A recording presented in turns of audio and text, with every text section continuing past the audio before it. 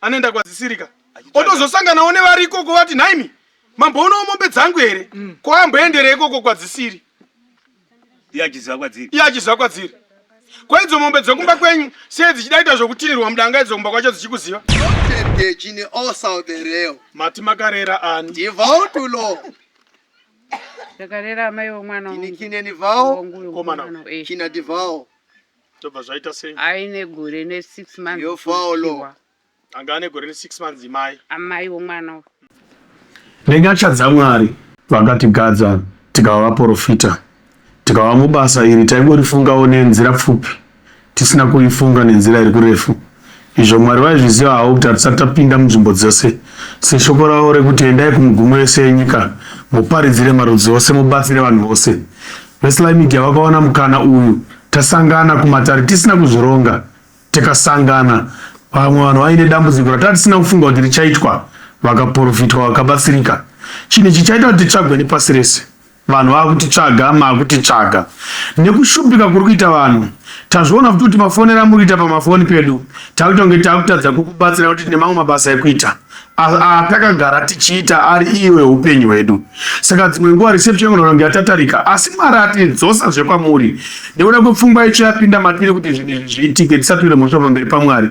Matambudziko amuinawo hama dzangu akakura akawandisa anofanira kuti asvike paanopera.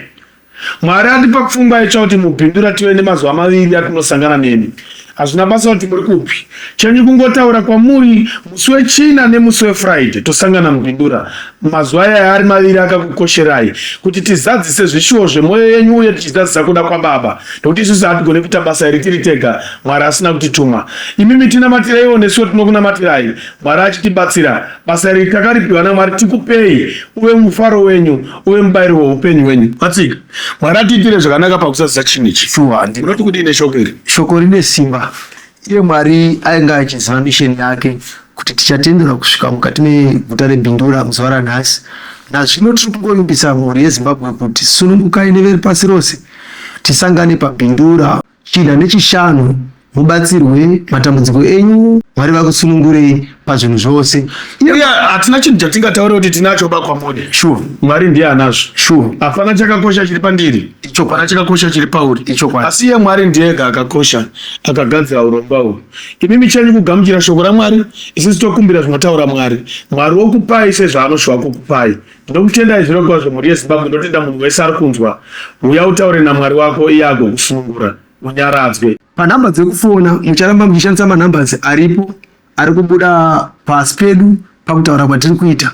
Ndiyo mucharamba muchishandisa kusvika tazokupai dzimwe nhamba dzamuchashandisa. Musaore mwoyo makaona mafoni achisingadairirwi dzimwe dzenguva. Tine dzimwe hama dzatenge tichimbobatsirawo kana kuitira basa panguva yatenge tiri. Saka rambai muchiedza, rambai muchinoka, Mwari vanozarura magoni. Dzimwe nguva munofunga kuti ndakunyararirai. Ndinenge ndisina kukunyararira ndinokudai. Ndinoziva kuti nemunondida. Tine tichida kuti dzimwe nguva tisadzise zvishuwo zvemwoyo yenyu yese. Dzimwe nguva tinotorwa. Masikati ese tokuna kushava nguva yekutaura nemi tatorwa. Asi nechikonzero chekuti imimi tinokudai. Tinodzoka chizokutsvagai manheru. Tinokudai hama dzangu. Ticharamba kuti tichikudai. Hatizokusiyai. Imimi muri vanhu vaMwari. Isusu tiri vanhu vaMwari. Ticharamba tiri tesese vanhu vaMwari. Zita rangu rekuzarwa ndinonzi mufundisi Kinlord Kagogoda muprofita. Zita rangu rokuberekwa ndinotwawo Simon Tsiga, ndiri mufundisi wofuti. Jehovha anyaradze vanhu. Mwari vanyaradze nyika. Nyika iropafadzwe. Tiri kupfuurira mberi chipa mashoko akakwana futi kune vanhu vari kunze kwenyika. Hapana munhu watiri kuzosiya nekuti hapana munhu watinoda, hapana munhu watisingadi. Munhu wese tinongomuda, munhu wese tinongomuitira zvakafanira. Kune vatagara tichibatsirana navo nemavideo calls nemadirect calls. Hapana chakadzima, hapana chiri kuzochinja. Vatitsvagira nzvimbo yemuBindura tati vari muZimbabwe vari local vanokwanisa kuuya vauye panzvimbo vabatsirike nyota iperere patsime. Asi zvakangofanana distance is not a barrier. Mwari akatendeka. Chinongodiwa ishoko chete, taurai izwi. Muranda waya akati Ishe Jesu taura izwi. Kumba kwangu musauya. Taura izwi. Kumba kwenyu kumba kwangu musadi. Musasvika. Mukangotaura izwi chete muranda mwanasikana wangu anopora. Ichokwadi. Iye akanga ari muto aiziva kuti aituma vanhu kuti ita chakati nezwi rake vachita.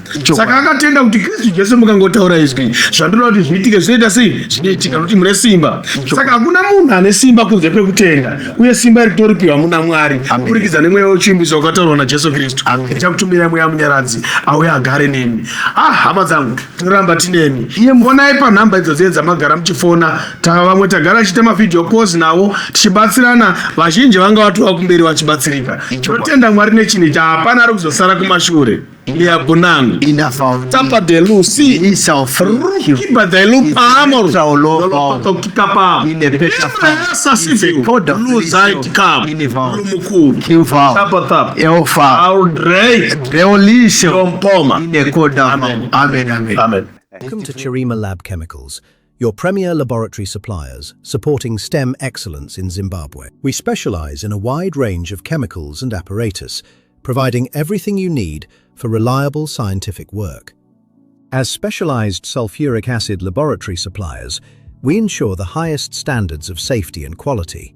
Our inventory includes top-tier microscopes and durable beakers designed for accuracy in every observation. From volumetric flasks to Benedict's solution, we supply the essential components for your success. Measure with confidence using our precision pH meters and high-quality burettes. At Chirima, we are your partners in scientific discovery and education. We are dedicated to supporting STEM initiatives, empowering the next generation of our scientists. Visit us in Marandera at Lot 52, Detroit Crescent, or reach out to our team today. Connect with Chirima Lab Chemicals. Quality supplies, expert service. Your science, our priority.